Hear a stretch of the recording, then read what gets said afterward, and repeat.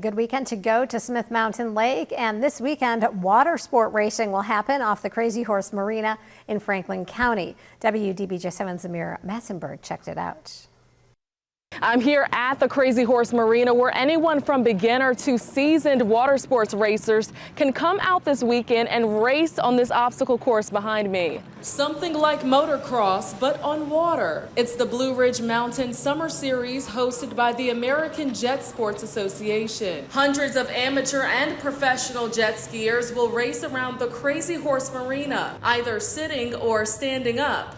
AJSA founded 2 years ago in Tennessee, now making its rounds in our area. This is the first race we've held at Smith Mountain Lake, so it's a really big deal for us. I'm from here, so it's kind of like a home race. Jonathan McCreary is the race operations director for AJSA's Blue Ridge Mountain Summer Series. He says the goal is to make jet ski racing more accessible. It's not an easy thing to get involved in because people don't know where to start, so we're trying to provide them an avenue to come out and get involved. Spectators are welcomed, whether on boats or sitting under tents here at the marina. If racing, it's $100 per class. Classes are broken down into your type of jet ski and skill level. Also, proper safety equipment is needed. You want to have a DOT-approved helmet. Something like a motocross helmet is perfectly acceptable. Racing will start at 1 p.m. Saturday and 10 a.m. Sunday, with practice sessions beforehand.